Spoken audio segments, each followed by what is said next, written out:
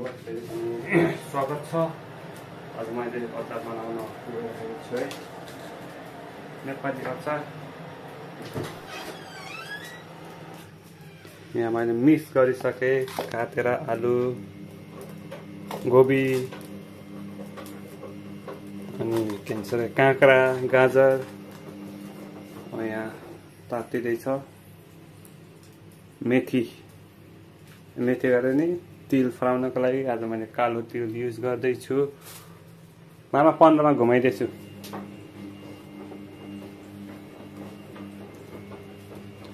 ल अब म अचार बनाउँदैछु। ओ मामा क्यामेरा यसो पकाइदिनु त, यस्तै म बनाउँछु। ल हजुरलाई देखाउँदैन के ल, क्यामेराम्यान गरिदिनु। यस्तो भइरहेछ नि होइन, देखाउनु ल।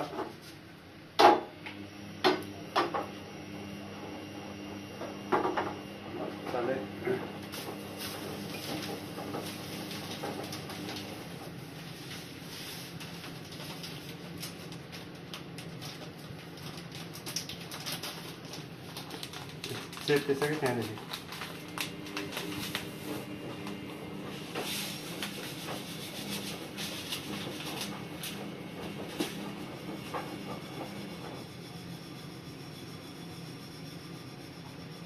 मिडियम हिटमा बनाउनु पर्छ ल, न सानो न ठुलो, मैले डर छ फेरि। हाम्रो मामालाई धेरै धेरै धन्यवाद क्यामेरा पक्राइदिएकोमा।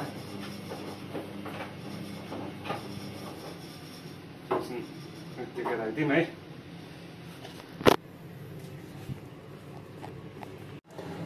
मैले धोइसकेँ होइन, खोर्सानी धोइसकेको छु। अब मजाले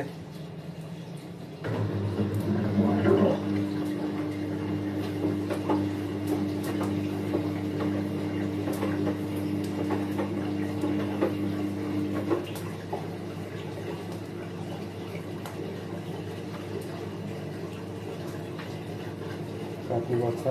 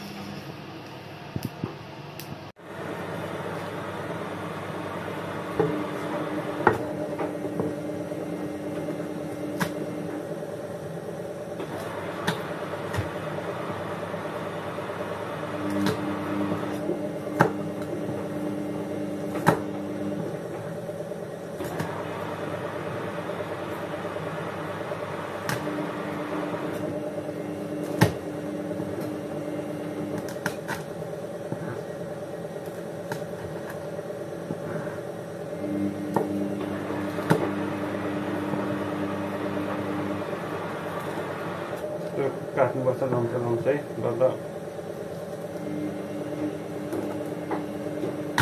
स्वाद आउँछ खोर्सानीको पिरो है।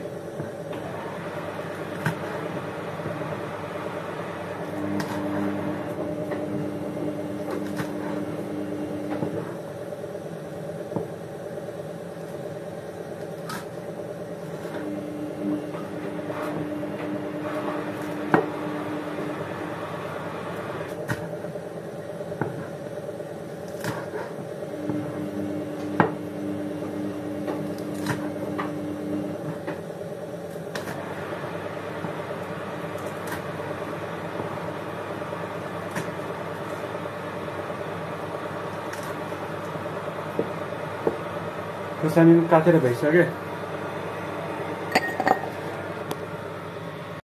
यसलाई एकछिन चलाउनु दिनुपर्छ। रेडी हुँदैछ।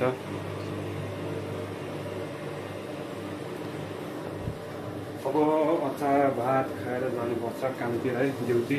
के गर्ने, यस्तै छ परदेशी जीवन। यो सेलाइसक्यो होइन। अब मैले यसलाई पिस्छु है मजाले।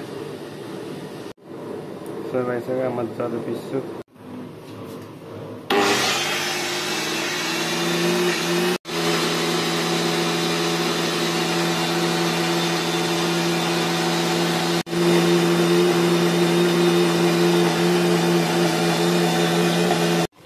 कालो तिलो है हाल्दैछु म।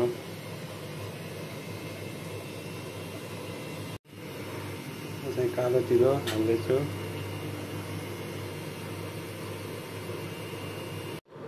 मैले मेथी फुराउँछु है, एकैचोटि तेल फुराउँछु।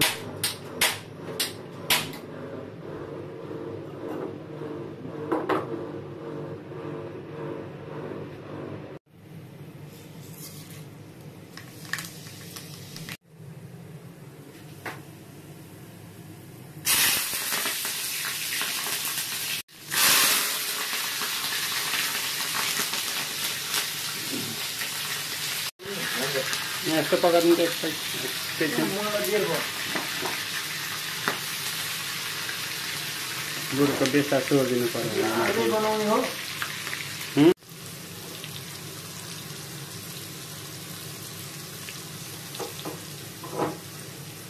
ल अब भयो।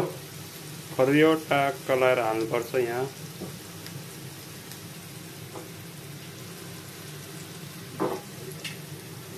के मामा भर्खर सुत्दै? ल हाम्रो मामा उता छ। के बनाउनु भएको मामा? यो मिठो छ त हो।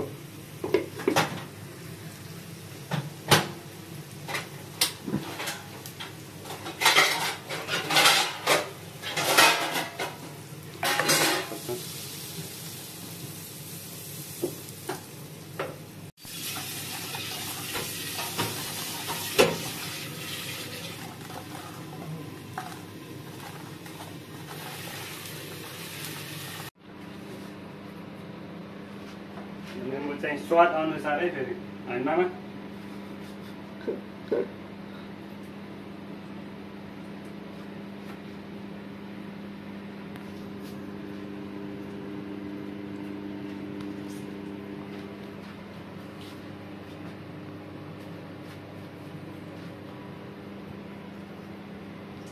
कालो मिर्चीमा बनाएको, तिलमा बनाएको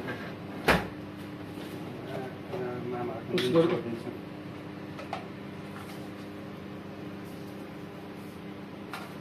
नुन स्वाद अनुसार होला।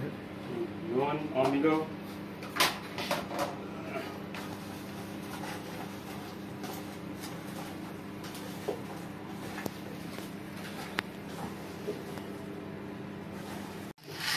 मेरो अचार पनि